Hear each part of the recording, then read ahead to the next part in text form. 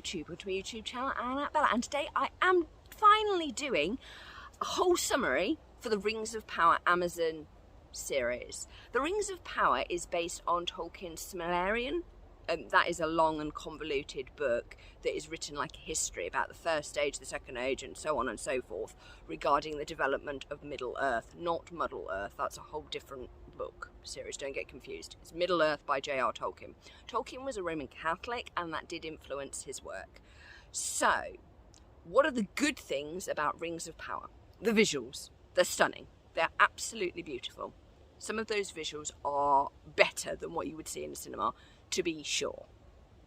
I'm also loving the fact that they have gone with great performances from their acting cast. It's brilliant. The crew have done a great job with the special effects and various other technical issues. It's awesome. But the best thing that they have actually done is they've stayed true to friendship in war and hard times, which is the main thrust of the whole of the Lord of the Rings / Hobbit / however many films, TV series we're going to get out of J.R. Tolkien's masterwork, because it is the first epic fantasy novel. When you think of a fantasy novel, you think of an elf, you think of a man, and you think of a dwarf working together. Where does that come from? That comes from the Lord of the Rings. It is a pivotal work of literature within the fantasy genre. It's very different to Game of Thrones / I'm going to say it, House of the Dragon. We don't really want to get into those comparisons because I see them very differently. Tolkien's characters are older because they were written older in 1940s, 1930s. He was starting to create these and put them to paper, which means that they reflect the values of that particular time period that Tolkien was writing about. So he just survived the First World War. He just lost his friends during the First World War. Remember, Tolkien is also a looked-after child, as I mentioned in my previous film review of the film Tolkien. Both his wife and his brother are all looked-after children. So they value friendship above all.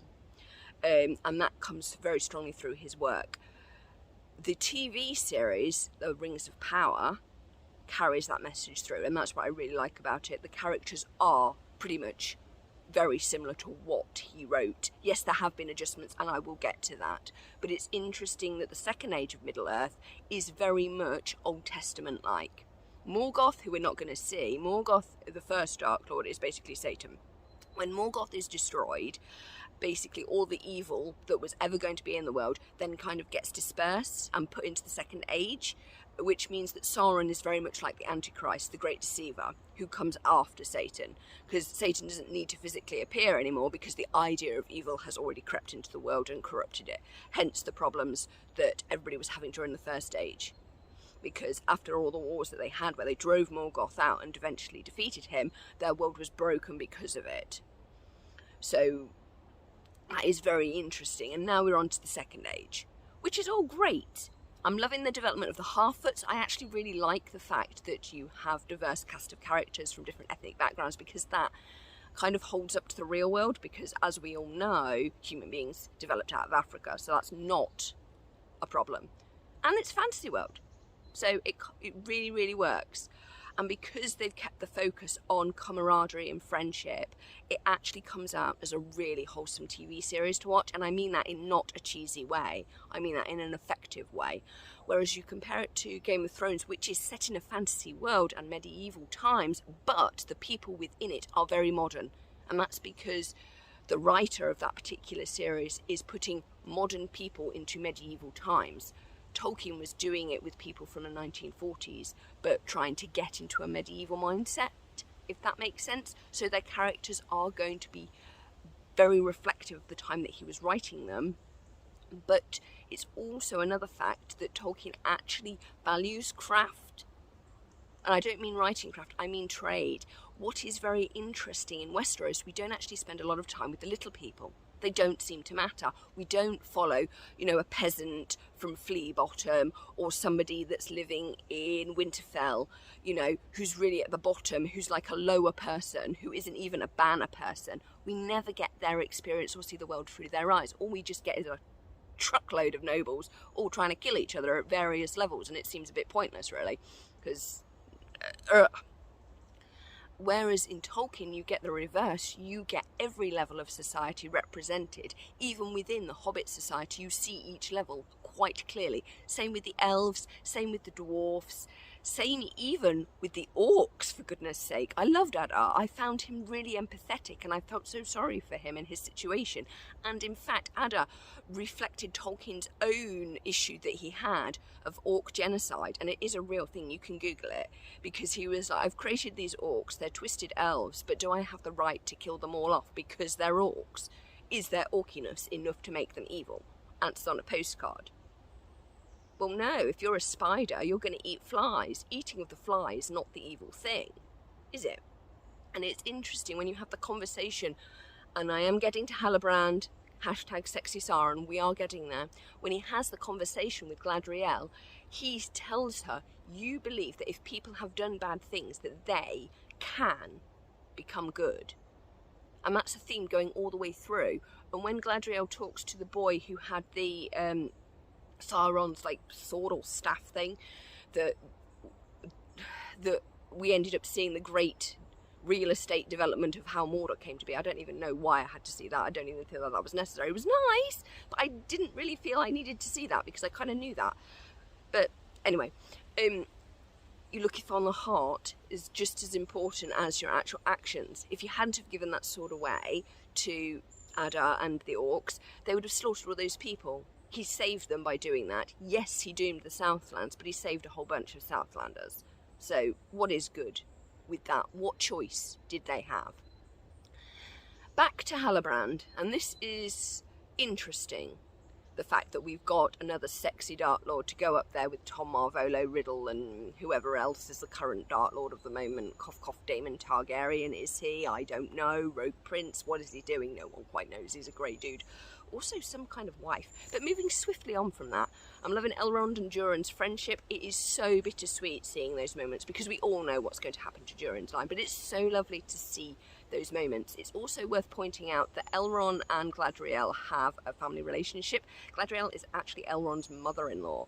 She has a daughter, and the daughter marries Elrond. I'm just filling that in. And it's also kind of interesting to know that Elrond is actually half human, half elf, which is kind of fun. I always think that that is quite interesting to know. What I do find slightly strange is Gladriel is actually a type for Tolkien. At various points in the Lord of the Rings trilogy, she actually represents the Virgin Mary. So to have the Virgin Mary almost corrupted by the Antichrist is questionable. But yeah, interesting. I know a lot of people say that Tolkien will be rolling in his grave on stuff that they have done, and that Gen Z have sort of changed it and altered his viewpoint to fit their own. But actually, when you look underneath, you always knew that Gladriel had a dark side to her. There was always an iciness to her, which she herself recognised, and we're seeing the formation of it. But have we seen the formation of it, or was it always there within her to begin with? So therefore we're back to the essential question. Are people blank slates, and their actions are good or ill depending on however, or are they innately good, but sometimes they make bad choices and they have to come back? And that's a really interesting question, because now we've humanised Sauron. I know people hate it when you humanise villains, like Jeffrey Dahmer or whoever. People really, really struggle, because as soon as you do that, you then feel sympathy.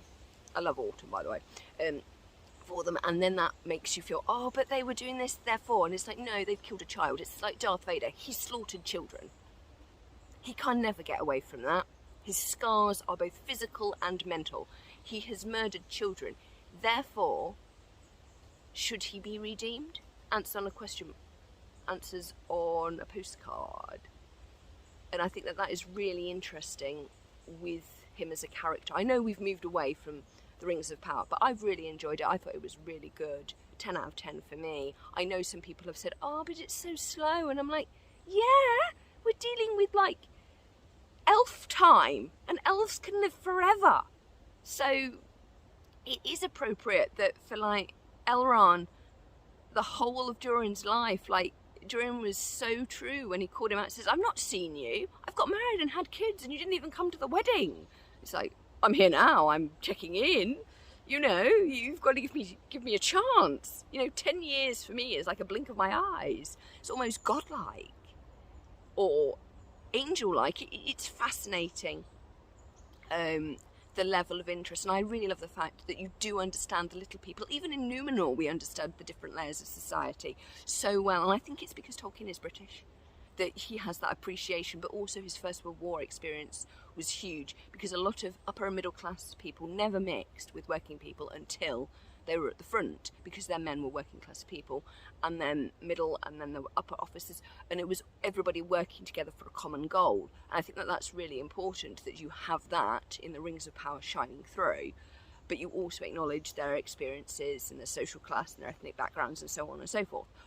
Westeros only does that in the Song of Ice and Fire when they're facing the Night King. That is the only time when all the posh people are forced by the fact, oh my goodness, we're going to have nothing to rule, we won't have any people to push about, therefore we've got to drop everything, we've got to drop the game to focus on staying alive and coming together for a collective goal. That's the only time it ever happened.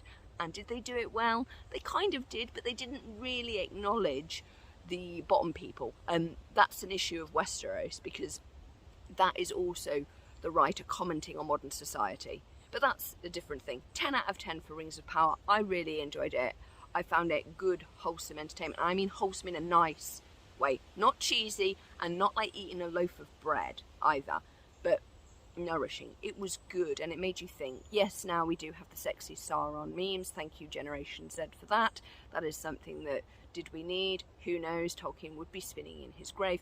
But actually having that understanding between Galadriel and Sauron helps us understand their relationship going forward. And I will say relationship because they are basically exes, bearing in mind her husband is not dead, he's just trapped. Spoiler warning, I should have done this at the start of this video, but there you have it. I hope you've enjoyed this video.